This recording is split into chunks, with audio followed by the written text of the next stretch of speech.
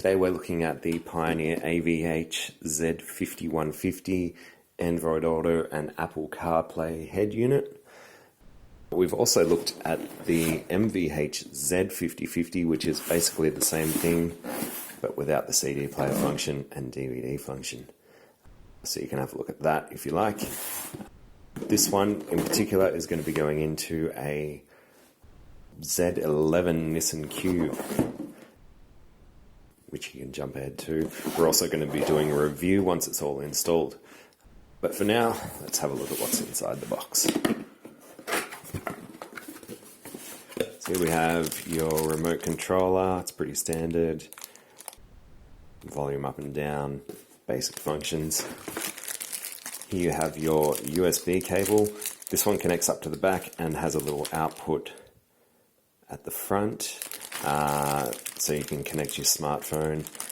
The beauty of these things is there is only one USB cable. Some of the other models I've seen have a separate USB cable depending on whether you want to connect an Android or an iPhone. These are a bit more universal. You just hook up your USB cable to whatever your phone is and off you go. Wiring harness, pretty standard affair.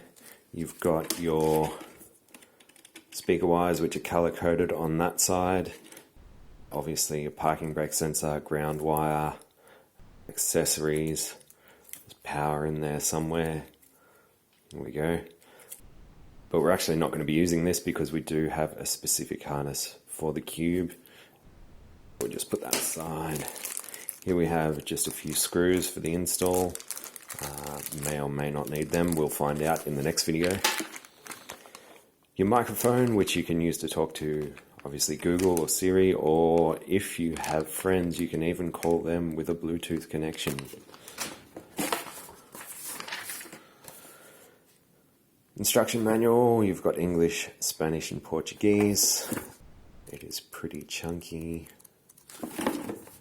So it should run through all the features that you've ever cared about. You've got a little bit of paperwork on changing the video screen mode. I don't know if the camera's focusing on that very well. Doesn't really matter.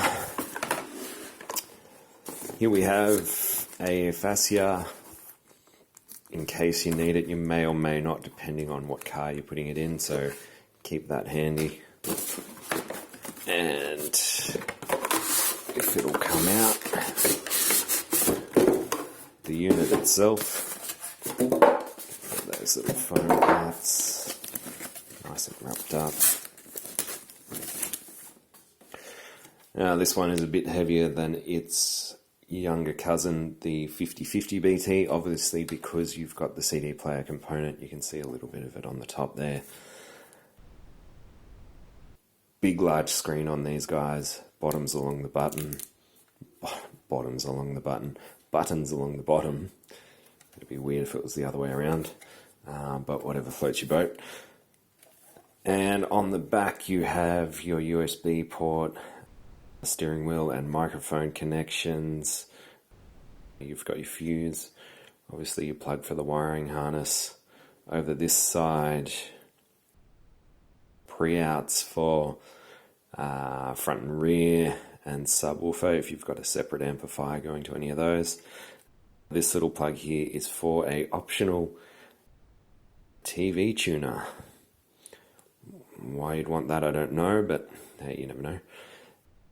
You've got video in and video outputs, so your dash cam or an external display, and down there you've got your radio aerial connection. So that's about it for this thing. Please join us on the install, otherwise you can skip straight ahead to the review of this one. But thanks for watching. Be sure to hit the like button if this has helped you out. Feel free to leave a comment down below and be sure to hit subscribe.